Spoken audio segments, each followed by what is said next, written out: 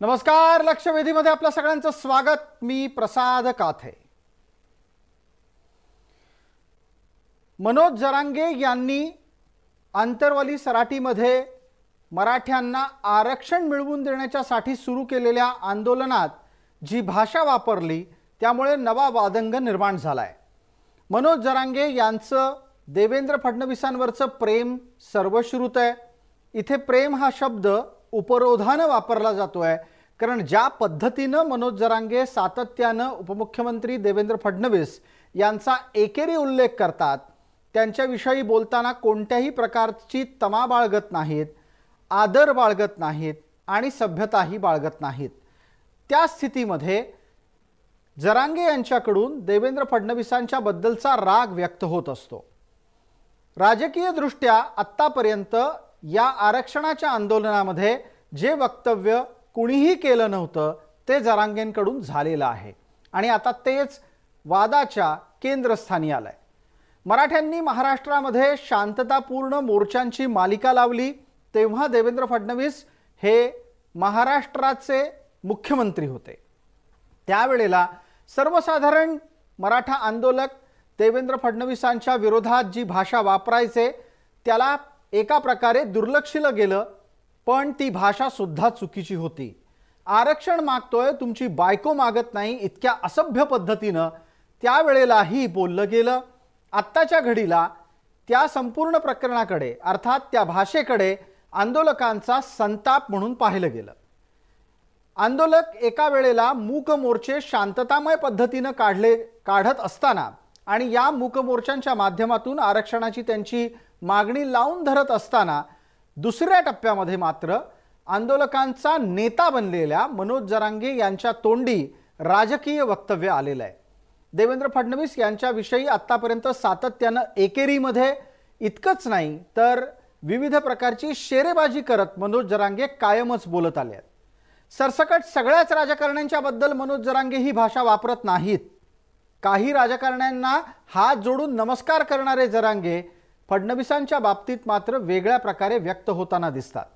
त्यांचा फडणवीसांच्या बद्दल काय राग आहे हा वेगळा संशोधनाचा विषय आहे, पण आत्ताच्या घडीला आरक्षणाच्या आंदोलनाचं नेतृत्व करत असताना त्यांनी भारतीय जनता पार्टी ही फडणवीसांच्यामुळे संपत चालली आहे इथपर्यंतचा निष्कर्ष काढला आहे।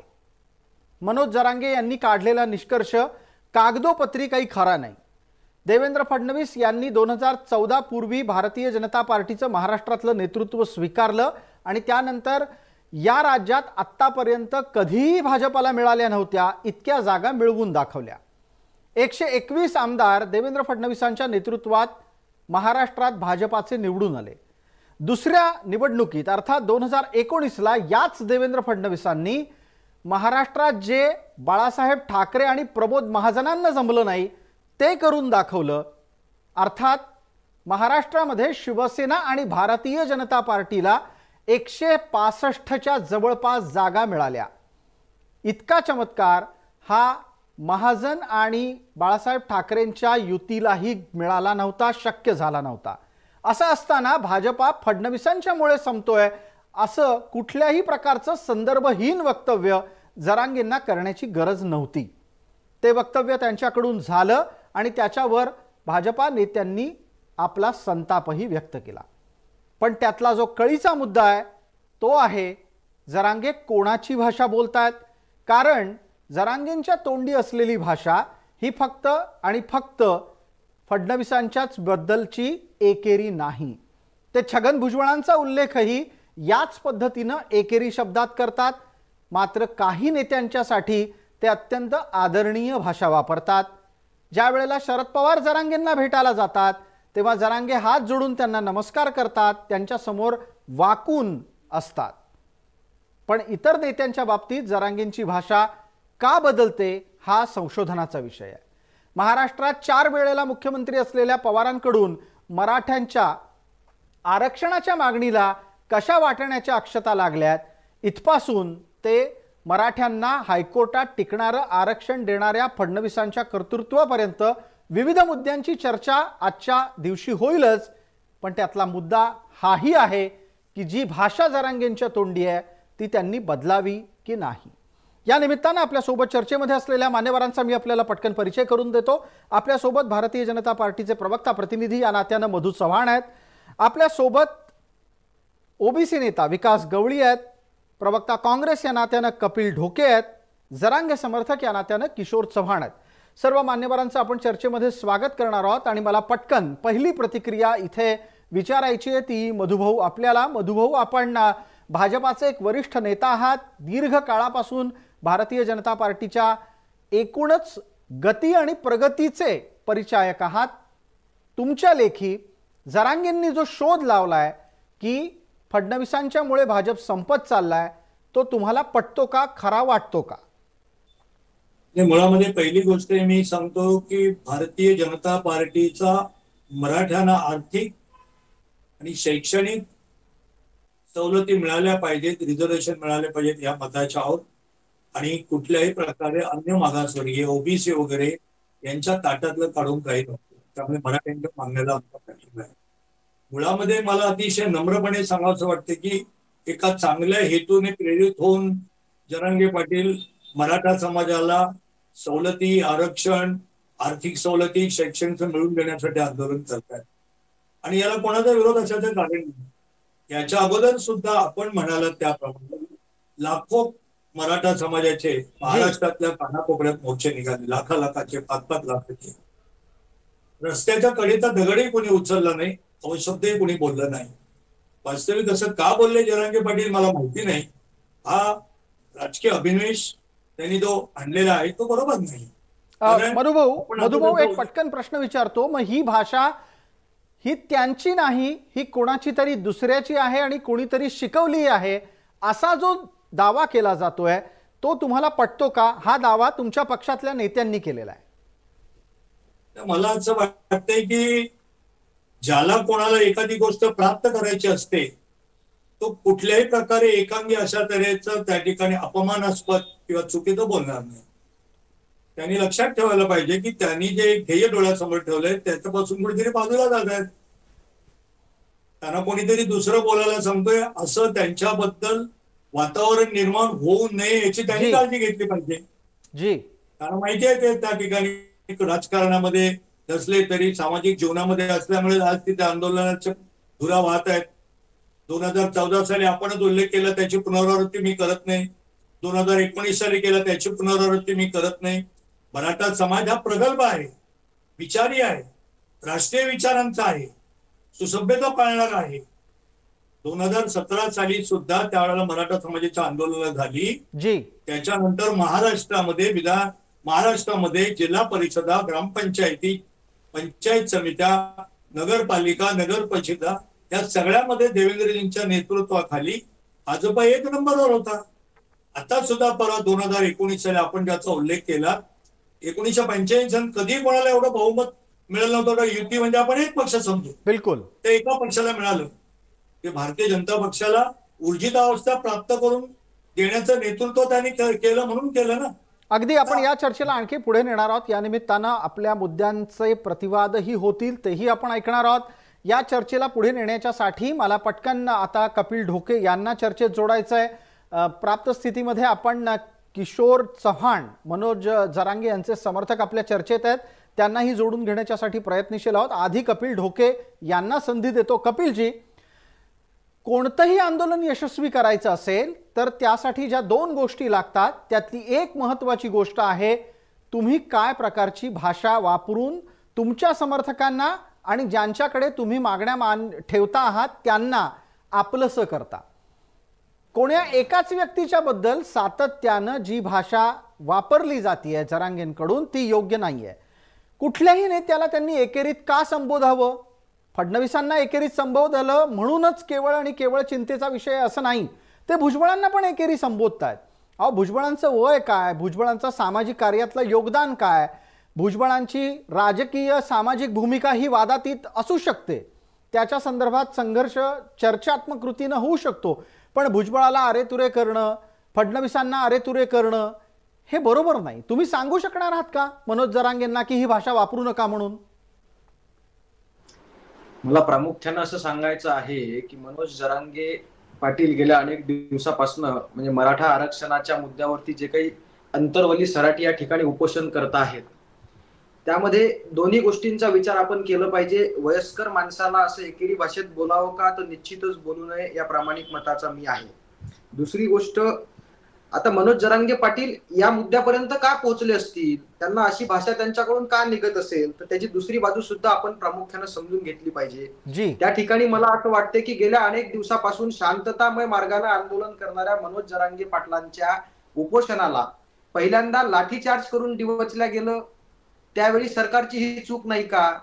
दुसरी गोष्ट, 30 दिवसाची मुदत सरकारनं मागितली होती, त्यावेळी 40 दिवसाची मुदत मनोज जरांगेंनी सरकारला दिल्यानंतर सुद्धा ज्यावेळी 14 ऑक्टोबरची पहिली सभा अंतरवली सराटी या ठिकाणी एक मोठी सभा घेतली, त्या सभेच्या 2 दिवस आधी छगन भुजबळांनी ज्या पद्धतीनं मनोज जरांगे यांच्या भूमिकेवरती संशय व्यक्त केला, त्यावेळी एखाद्या तरुणाला चीड येणं स्वाभाविक आहे. त्या चिडीतून त्यांनी ते भुजबळांप्रतीचं वक्तव्य केलं असेल असं मला वाटते.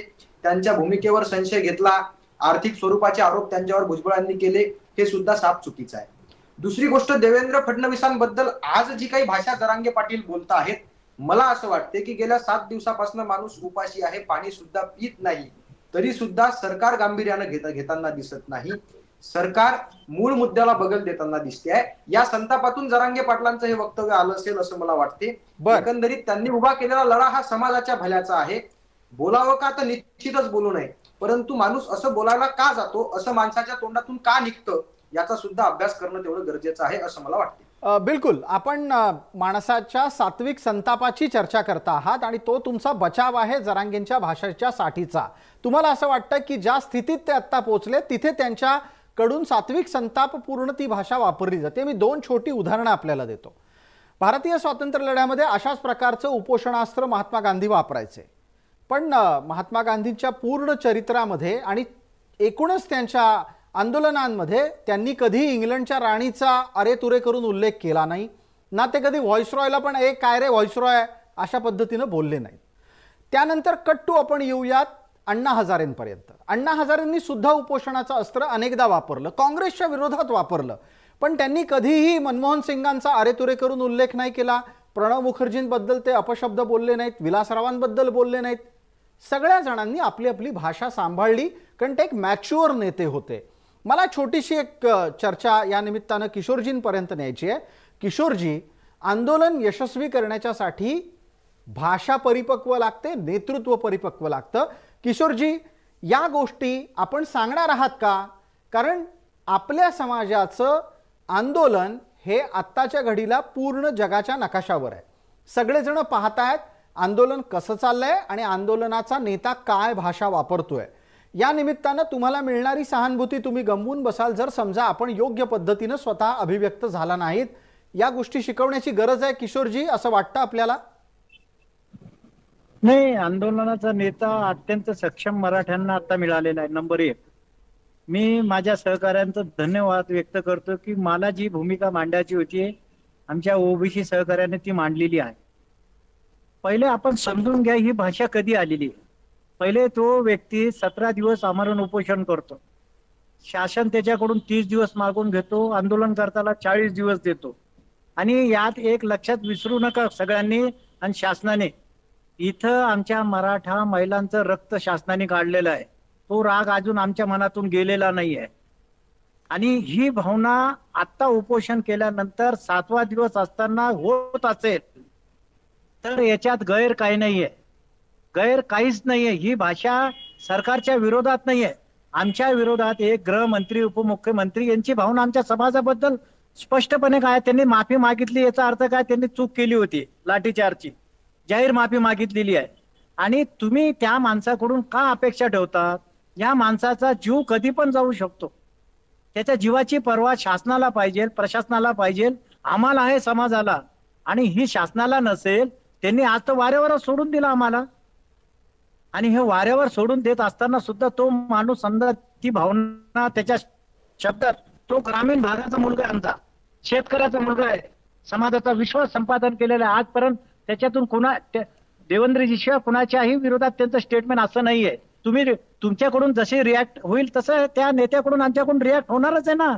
अहो त्यांनी एखादंही बोट वर केलं आज महाराष्ट्रात मनोज जरांगे पाटलांनी, तर हे गृहमंत्र्याला बी घरातून बाहेर पडणं मुश्किल होऊन जाईल. नाही तर विचार करावा त्यांनी, नाही तर आव्हान करावं आमच्या मराठ्यांना, असं तुम्ही करून दाखवा म्हणून. मिलिटरी आणा नाही तर काही आणा, पण तर ते आम्ही शब्द वापरणार नाही. आमच्या भावना तुम्ही लक्षात करून घ्या समाजाच्या, आणि विशेष करून मनोज जरांगे. मरणाच्या दाराच्या आड तो माणूस उभा आहे. कुणामुळे उभा आहे? शासनामुळेच उभा आहे ना. आणि तुम्ही त्या माणसाला वाऱ्यावर सोडून देत असाल, त्या माणसाबद्दल चांगली भावना तुम्ही ऍक्सेप्ट करत असाल तर कसं होईल?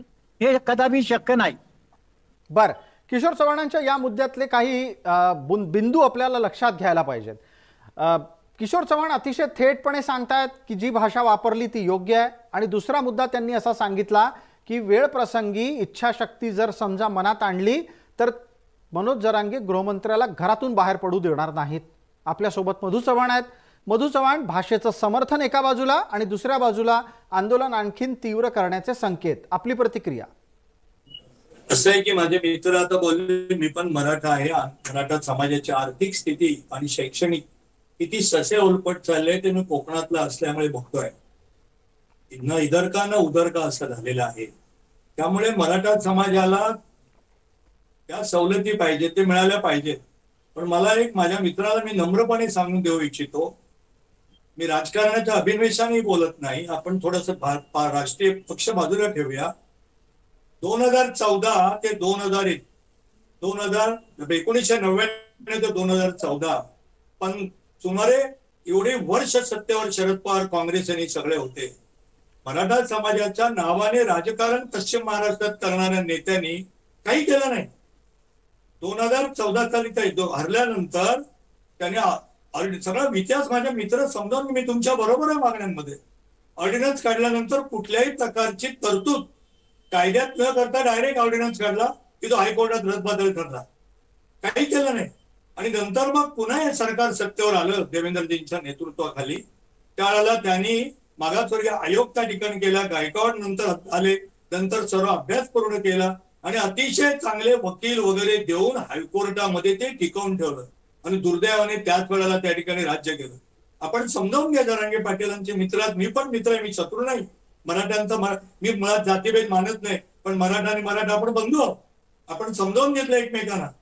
त्याच्यानंतर 2019 साली सरकार आलं. सो कॉल मराठा लीडर, आज जी स्थिती आलेली आहे तुमच्या आमच्यावर, तुम्ही जो भावनांचा उद्वेग करीत आहात, त्या स्थितीला कारण काँग्रेस, शरद पवार आणि आताचे उभाटाचे प्रमुख आहेत. 2.5 वर्षाच्या काळामध्ये या माणसाने काही केलं नाही. त्यांना माहित होतं की सुप्रीम कोर्टामध्ये टिकलेलं नाही. तर आपण पहिल्या माजी मुख्यमंत्र्यांनी देवेंद्रजींनी काय केलं होतं, त्यावेळेची सगळे वर्तमानपत्र की कात्राला बघा उचून त्या 2 महिन्याच्या काळात वकील येऊन सांगायचं महाराष्ट्राला की हे सरकार जे आहे महाआघाडीचं, म्हणजे आता शिवसेना, काँग्रेस आणि त्यावेळेस आताची शिवसेना नाही, उद्धव ठाकरेंची शिवसेना, हे आम्हाला नीट ब्रीफिंग करत नव्हते. आम्हाला ट्रान्सलेट सुप्रीम कोर्टाने ताशेरे ओढले की गायकवाड अहवालाचा जो होता, ज्याच्या आधारावर मराठ्यांचं आरक्षण टिकलं होतं हायकोर्टात, त्याचं ट्रान्सलेशन करून दिलं नाही, बेफिकिरीने केलं.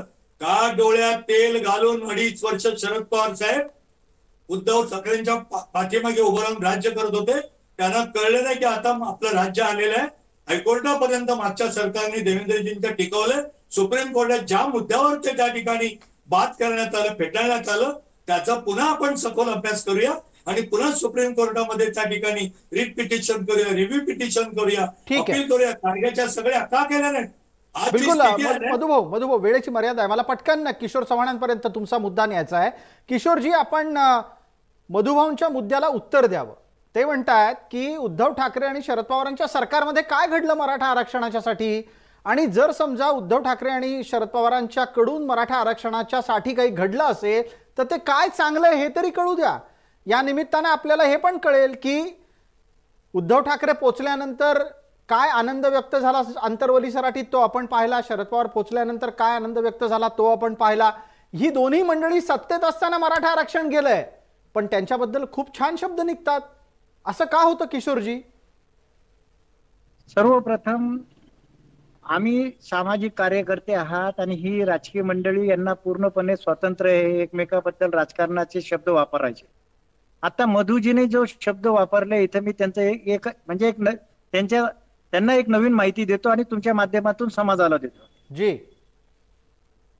ज्या वेळेस देवेंद्रजीने आम्हाला आरक्षण दिलं, आम्ही त्या आरक्षणाचं स्वागत केलं हो, आणि त्यांची परतफेड समाजाने त्यांना दिलेली पुन्हा सत्तेत आणून बसवलं होतं. आता शिवसेनेचं आणि बीजेपीचं जमलं नाही, त्यात मराठा समाजाला दोष देण्यात काही अर्थ नाही. हा नंबर 1 मुद्दा. पण मधुजी, तुम्हाला आणि समाजाला, तुम्हाला एक नवीन ह्या चॅनलच्या माध्यमातून समाजाला आणि शासनाने लक्षपूर्वक ऐकावं आमचं समाजाचं. 14ला ज्यावेळेस आरक्षण दिलं, हायकोर्टात टिकलं, हायकोर्टातून ज्यावेळेस सुप्रीम कोर्टात गेलं आणि सुप्रीम कोर्टात नाकारण्याचं मुख्य कारण, अनेक कारण आहे, त्याच्यातलं एक मुख्य कारण मी सांगतो तुम्हाला. 14 ऑगस्ट 2018ला केंद्र सरकारने कायदा पास केला आणि संपूर्ण भारतातील राज्याचे आरक्षण देण्याचे अधिकार काढून घेण्यात आले 102वी घटना दुरुस्ती करून. आपल्याला आरक्षण कधी मिळालं? नोव्हेंबर 2018 मध्ये.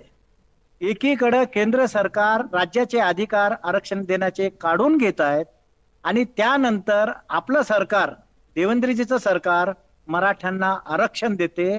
आणि सर्वोच्च न्यायालयाने ज्यावेळेस ऍडव्होकेट जनरल केंद्राला विचारलंय, तुम्ही 102 घटना दुरुस्ती कायदा करून राज्याला अधिकार आहेत का आरक्षण देण्याचे, तर ऍडव्होकेट जनरल केंद्र सरकारचे त्यांनी स्पष्टपणे नाकार दिलेला आहे.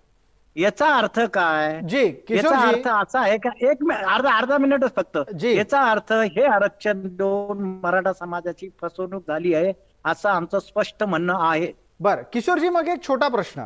तुम्ही इतके विद्वान आहात, जी गोष्ट तुम्हाला कळते ती एक म्हणजे निवृत्त न्यायमूर्ती गायकवाडांना कळली नाही का? आणि ती हायकोर्टात ज्यांनी आरक्षणावर शिक्कामोर्तब केलं त्यांना कळली नाही का? त्यांना तुमच्यापेक्षा कमी कळलं, असं कसं झालं असेल? हे बघा, तुम्ही जो आता महत्वाचा प्रश्न करला की आम्ही ज्ञानी आहोत, आम्ही ज्ञानी नाही आहोत, ह्या लढ्यातले आम्ही एक भागीदार आहोत. तुम्हाला याचंही उत्तर आम्ही देऊ शकतो.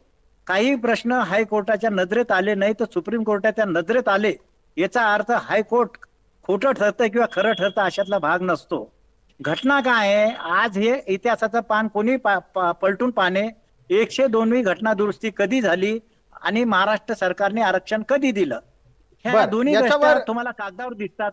जी, याच्यावर एकदा मधुजींच्याकडची प्रतिक्रिया लागेल आणि आपल्याला त्यानिमित्तानं मग थोड्याच वेळात आपल्यासोबत जोडले गेलेले आहेत ते विकास गवळी. बराच वेळ त्यांची प्रतिक्रिया राहिली आहे, त्यांच्यापर्यंत आपल्याला पोहोचायचं आहे.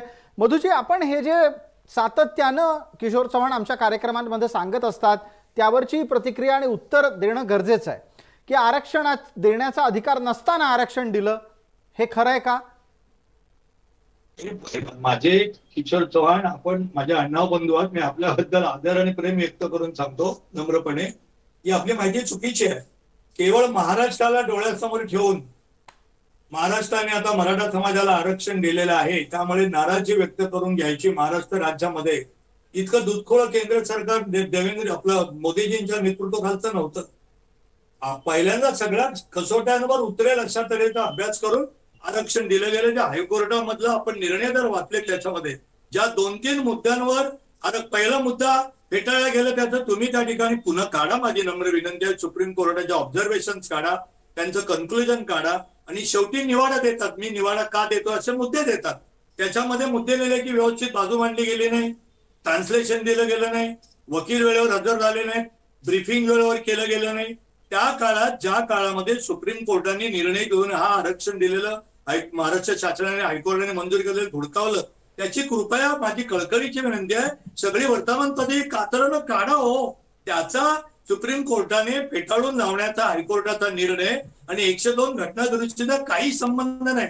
तो संबंध असा होता की मद्रास तामिळनाडूमध्ये टीएमके सरकारने जे 52% वर आरक्षण दिलं होतं त्याच्यावर उहापोह झाला आणि मग तिकडे गुजरातमध्ये पटेल, त्या ठिकाणी जाट, राजस्थानमध्ये गुर्जर, असे प्रांतामध्ये त्या ठिकाणी या आंदोलनं व्हायला लागली. ते योग्यही होते त्या काळात त्याच्या समाजाला देण्यासाठी. आणि म्हणून केंद्र सरकारने निर्णय केला की आता भारत देश एक आहे, अशा तऱ्हेच्या जाती आपण त्या ठिकाणी करू की ज्या सोकाल लोकांना वाटते की पुढारलेल्या आहेत पण आर्थिकदृष्ट्या मागासलेल्या आहेत आणि म्हणून एकत्रित आपण संयुक्तपणे विचार करू सगळ्याचा. हा त्याच्या मागचा उद्देश होता, हा होता. नंतर तुम्ही रिव्ह्यू पिटिशन करू शकत होता, केलं नाही तुम्ही. 2.5 वर्षात काही केलं नाही.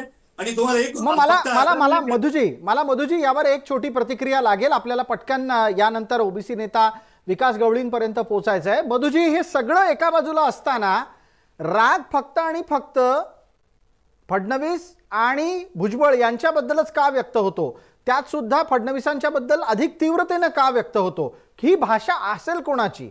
मधुभाऊ, मला असं वाटतंय की एक वेळ वादासाठी असं गृहीत जी मधुभाऊ, आपण मागेच सरकून बसा, नीट दिसत नाही. आता बोला.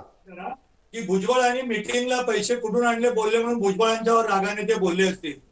सगळ्या आंदोलनात एकही शब्द जरांगे पाटलांच्या आंदोलनाविषयी, मराठ्यांच्या सवलतीविषयी त्या ठिकाणी एक शब्द ते बोलले नाही, एक शब्द बोलले नाही. म्हणजे ज्यांनी मराठा समाजाला गेली वर्षानुवर्ष झुलवलं. अहो, शरद पवार साहेबांच्या मुलींच्या नावावर अनेक शाळा आहेत, त्यांनी मराठ्यांच्या नावाने राजकारण केलं. त्यांच्या शिक्षण संस्था आहेत, त्यांच्या मेडिकल कॉलेजेस आहेत. कुठल्या 4 मराठ्यांना दिले का? मुंबई शहरामध्ये 4 शाळा आहेत. श्रीमंतांची, गर्भ श्रीमंतांची मुलं त्यांच्या शाळांमध्ये शिकतात. कधी शरद पवारांच्याकडून प्रेरणा घेऊन शिक्षण संस्था चाललेल्या आहेत, मेडिकल कॉलेज, त्यांनी कधी 1-2 मराठ्यांना तरी कधी दिले का? इंजिनिअरिंग झालं का? दाखवा आम्हाला. पण ते अण्णासाहेब पाटलाला मंडळाला पुनर्जीवित केलं. त्या ठिकाणी जी सारथी संस्था होती तिची वाट लावून टाकली उद्धव ठाकरेजीने. त्यासाठी संभाजीराजांना उपोषणाला बसावं लागलं, अनेक गोष्टी कराव्या लागल्या. मराठा समाजाला 600 अभ्यासक्रमाला त्यांची फी द्यायला लागली. या अनेक गोष्टी केल्या देवेंद्रजींनी आणि त्यांच्यावर असे उद्गार काढल्यानंतर थोड्या वेदना होणार ना आम्हाला. मी पण मराठा आहे, तुमच्या मागण्यांसाठी तुमच्या बरोबर आहे किशोरजी, मी तुमच्या बरोबर आहे. जी, आता चर्चेला आपण आपल्यासोबत विकास गवळी आहेत त्यांच्यापर्यंत नेतो आहोत. प्रामुख्यानं चर्चा ही किशोर चव्हाण, मधु चव्हाण यांच्यात सुरू आहे. कपिल ढोके आणि विकास गवळींना तुलनेनं कमी वेळ मिळतोय, पण विकास गवळी आतापर्यंत आपल्याला बोलण्याची अजिबात संधी मिळाली नव्हती. आता या संपूर्ण मुद्द्यावर आपणही बोलतो व्हाल अशी अपेक्षा आहे. चर्चेत आपण सहभागी झालेला आहात. जो मूळ मुद्दा आहे तो हा की नेत्यांबद्दलची भाषा सांभाळून नेतृत्वाला वापरावी लागते का? तुम्ही सुद्धा ज्या वेळेला तुमच्या मुद्द्यांच्यासाठी आंदोलनं करता तेव्हा अत्यंत संयमपूर्ण भाषा वापरता. तुमचा रागही काही नेत्यांबद्दल असतो, पण तो तुमच्या भाषेतून व्यक्त होत नाही. इथे जे काही झालंय ते टाळता आलं असतं का? ते टाळल्यानं अधिक यश आंदोलनाला मिळू शकतं का?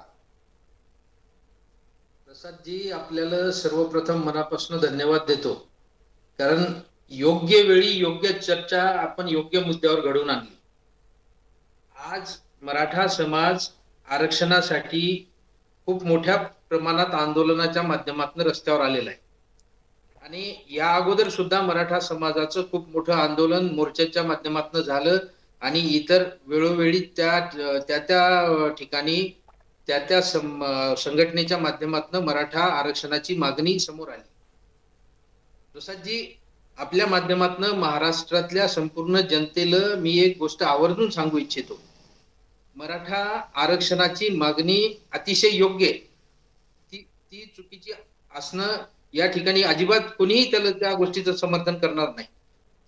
जे काही सध्याच्या परिस्थितीत आंदोलन चालू आहे याचंही आम्ही समर्थन करतो. याला चुकीच्या वळणावर नेण्याचं काही लोक प्रयत्न करत असतील त्या गोष्टीला आम्ही अजिबात समर्थन करणार नाही. जी, तुमच्या माहितीसाठी एक गोष्ट या ठिकाणी आवर्जून सांगू इच्छितो की आजच्या घडीला मनोज जरांगे पाटील हे फक्त व्यक्तिगत मनोज जरांगे पाटील राहिलेले नाहीत, ते एक या आंदोलनाचा चेहरा आहेत.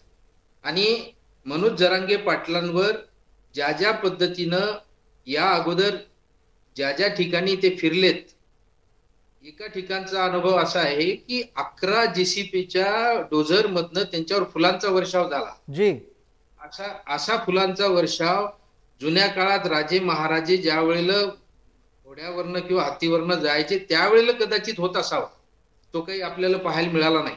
परंतु अभूतपूर्व स्वागत मराठा समाजाच्या माध्यमातून जरांगे पाटलांचं झालेलं आहे. म्हणजेच थोडक्यात जरांगे पाटील हे पहिले मनोज जरांगे जे होते ते आज नाहीयेत, ते आज संपूर्ण मराठा समाजाचे जरांगे पाटील आहेत. आणि मराठा समाजाचे जरांगे पाटील आज एक शब्द जरी थोडासा स्लिप झाले आणि बोलले तर ते त्याची संपूर्ण रिफ्लेक्शन हे मराठा समाजावर येतात. त्या सगळ्या गोष्टीला जबाबदार मराठा समाजाला सुद्धा धरल्या जाऊ शकते. म्हणून मी किशोर चव्हाणांच्या माध्यमातनं आणि आपल्या माध्यमातनं मनोज जरांगे पाटलांना विनंती करेल की आपण एक सामाजिक लढाई लढतोय.